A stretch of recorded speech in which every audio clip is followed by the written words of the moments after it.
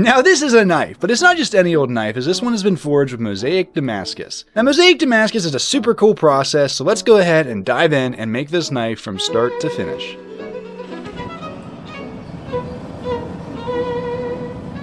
As any Damascus project starts, we're going to pick out our steels, which in this case is 1084 and 15 and 20. From there, I'm going to cut them up into equal segments, that way I can stack them for our billet. A little trick you can see me doing here is I'm actually going to mark the edge of the steel, and this is so that as I cut them up, I don't lose track of which is the 1084 and the 15 and 20.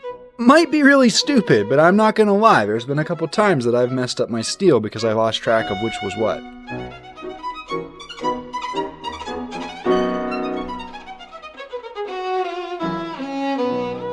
The next step is to clean off the steel so that it's all prepared for forge welding. Now, Mosaic is different than other Damascus patterns as it's typically a very planned out process. The entire pattern of this project is actually based on a knife that I made several years ago that the customer really liked. Knowing this, I'm going to recreate the steps that I used to make that pattern and explain my process here. So what I'm going to start with is stack up a basic stack of 1084 and 15 and 20.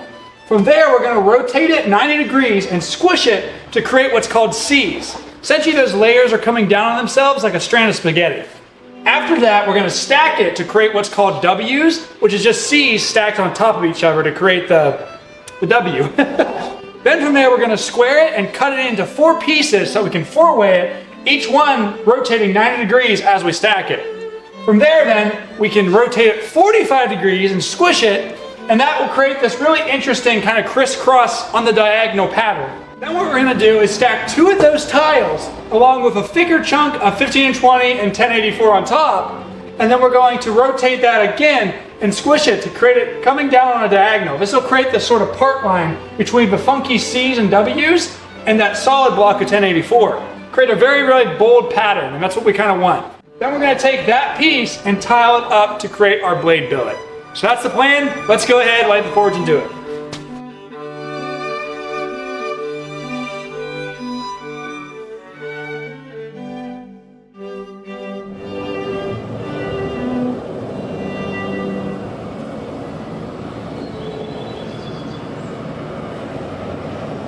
Now that the billet's up to temperature, what we're going to do is sprinkle a little bit of flux in there to help prevent the oxidation from happening in between our layers.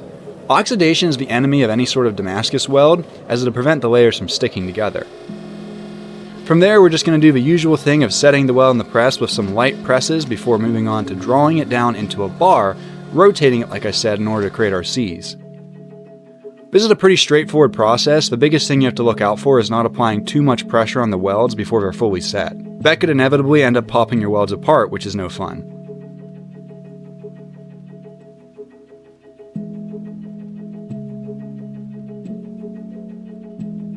Once the bar has been drawn down though, what we're going to do is set it aside to cool off before marking it out and cutting it into 5 equal pieces. This will allow us to stack it up and create our W's as I mentioned before.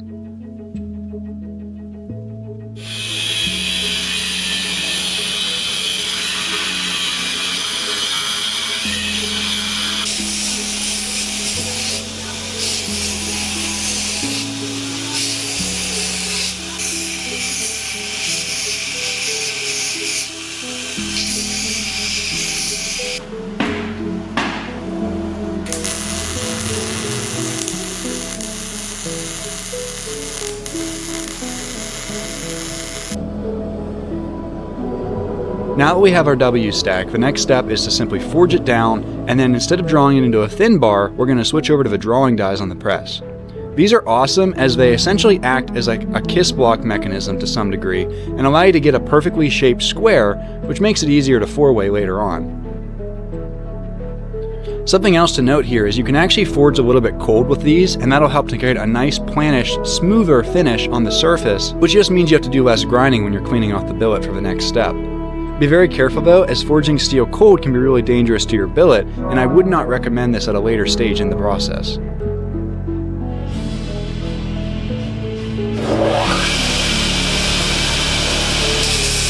Okay, so I'm getting ready to 4-way this billet for the Mosaic, and I came across a little bit of an issue, and that is the first third of this billet has some signs that the billet got too hot and actually cracked along this edge.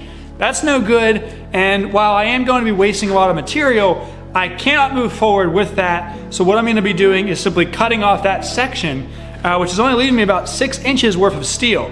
This is one, why it's super important to overestimate the amount of steel you're gonna need, but two, this just goes to show that whenever you're making these high-end knives, it's really important to not try to get frugal and end up overlooking these little things, as this will matter. If I let this go in the end knife, there will always be these little discrepancies. There is some hope that they might re-weld later on during the process, but it's a kind of a small chance, and I don't really want to take that versus when I can simply just cut it off and salvage what I have in order to make the best knife possible.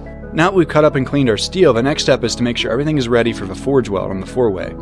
I want to make sure that everything's rotated 90 degrees as well as being perfectly clean, that way I can go around and weld all our seams and put it in the fire again. Here I'm grinding off the excess weld off the side of the billet. This just helps so that I don't press all this unwanted material down into my usable knife steel later on when I'm forge welding it. 4-ways are really tricky as you want to try to apply the most even pressure you can to make sure that every weld sticks. These are very light squishes, and eventually I'm going to work back down to the drawing and flat dies, that way I can get it ready for our tile stack.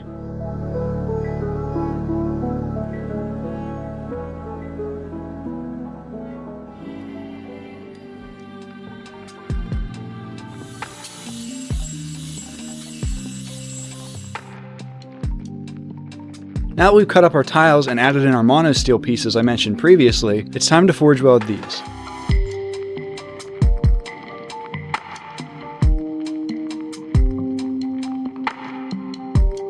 Now once this has been drawn down into a thin, manageable bar, I'm going to cut it up for my tile weld. This is the very last forge weld out of the entire project. Tile welding is the most stressful weld as it's the last weld, and it's also the most finicky. Now once the billet's up to temperature, I'm going to go in with some light presses to set the weld. I'm taking my time here and letting it soak in the forge in between each heat. Once I feel pretty confident in the weld, I'm then going to hit it from the side with the press to begin the drawing out process. Now ironically, this is the weld that we're going to do the least at, and I'm basically just going to shut the forge off and let this nugget of a billet sit in there and cool down. Now that we have our nugget of steel, what we're going to do is cut a slice off, that way we can begin to forge out the blade. I'm cutting a slice off because this is way more material than I need, and by cutting it rather than forging it, we're preserving the pattern and not drawing it out too much. Now that we can start forging the blade, here's where I run into my biggest issue. As I mentioned, tile welded steel is really finicky to work with, as you're basically working directly on top of the welds. This puts a lot of stress on them, and if things aren't properly homogenized, the billet will actually pop apart on you, and you'll never guess what happened.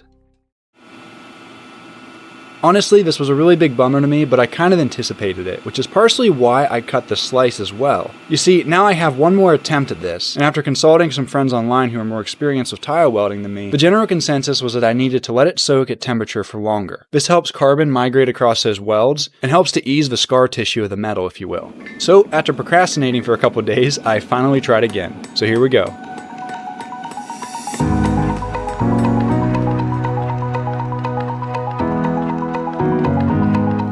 Now the first thing we're going to do is this is going to be an integral bolster. So I first need to isolate the bolster area from the blade.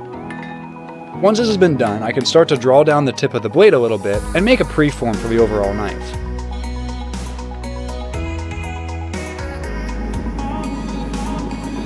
Now you notice I'm not forging in a tang, and that's because I'm going to do something a little bit different this time with the tang, but more on that later.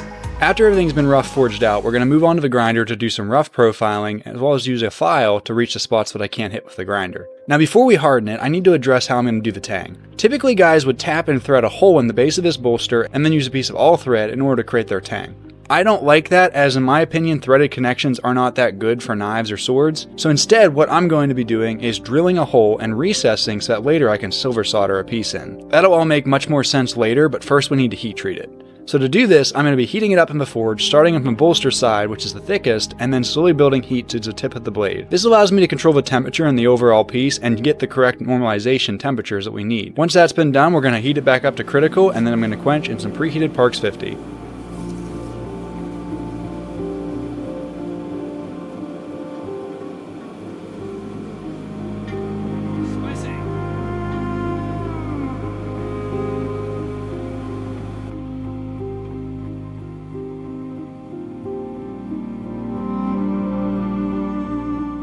The next step in the process is to silver solder the tang into the knife. So to do this, I'm first going to clean out the scale from the inside of that hole we drilled with a carbide bit in my flex shaft. Making sure that both surfaces are clean using acetone, I'm then going to clamp the knife in my third hand here. Now notice I'm using a wet paper towel to wrap around the blade, and that's to make sure that I don't overheat the temper that I put on the blade. The next step then is to go in with an oxyacetylene torch and basically just heat up both pieces so that I can flow some solder in there. Now that I had a blade that I could actually work with, it was time to do the final grinds. Because this is an integral bolster, I basically just had to grind in the bevels and then round things over at the bolster so that it was more comfortable to hold. I'm not too worried about the transition from the bolster to the tang, as that's going to be covered up later as we're going to recess it into the handle. Once I get through an 80 grit finish and then I work my way through some surface conditioning belts, I'm then going to move on to hand sanding. But first, a really quick test etch so I can see the pattern, and needless to say, I was pretty happy. Oh, yes! Now, hand sanding is one of those steps in the process that a lot of guys tend to hate. I'm not going to sit here and claim that I love hand sanding, but I will say it certainly is nice to be able to sit down and do something rather relaxing, which is a definite change of pace in the past few weeks working on this knife.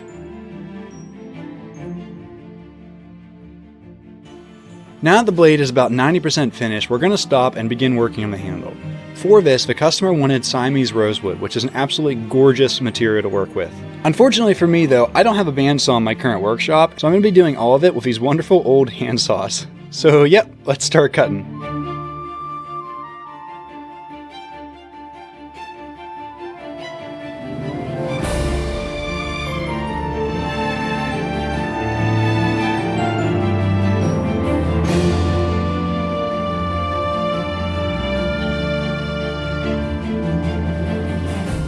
Now that I have my block cut out, the next thing I'm going to do is drill a hole into it so that I can fit my tang down into.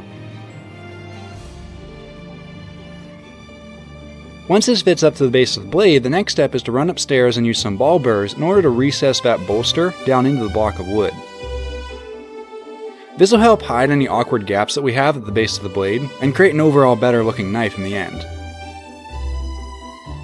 Once this all fits nice and neat, the next thing to do is to use a low grit belt and hog off the material to shape our handle. Now, it was raining whenever I needed to do this, so to solve this, I just threw some plastic baggies over my motor and my VFD on my grinder, and this seemed to work pretty good.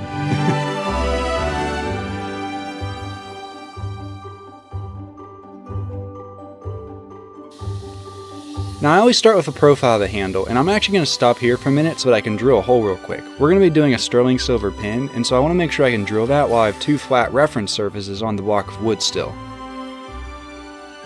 Now that's been drilled though, we can finish shaping the handle before moving on to hand sanding it to get that final polish on the Siamese rosewood we're looking for.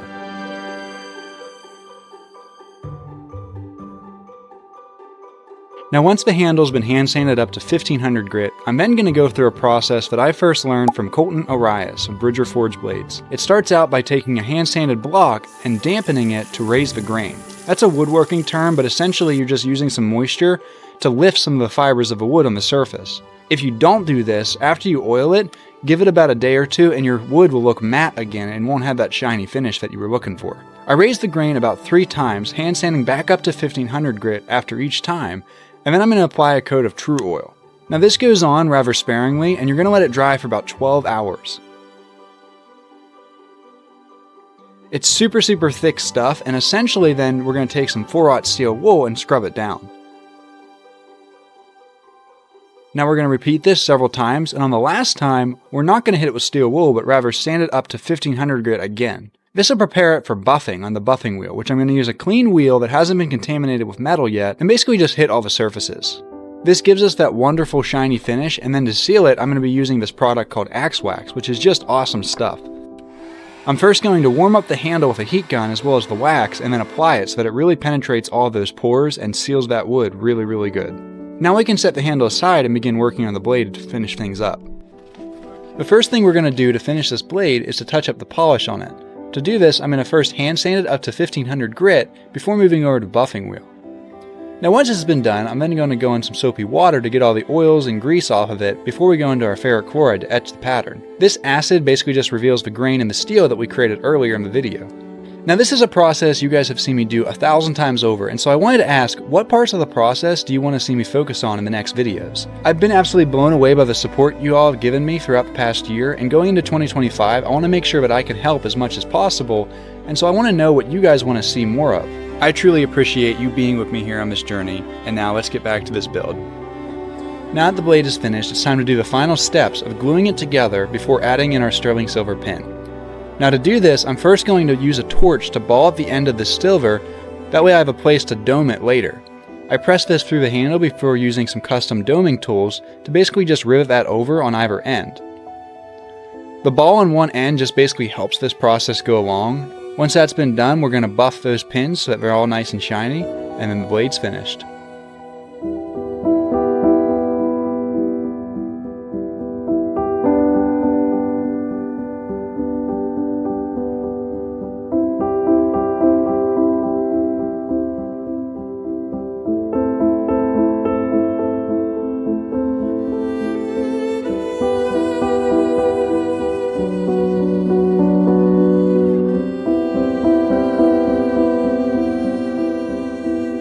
Now if you like this build, go check out this one, and until next time, God bless.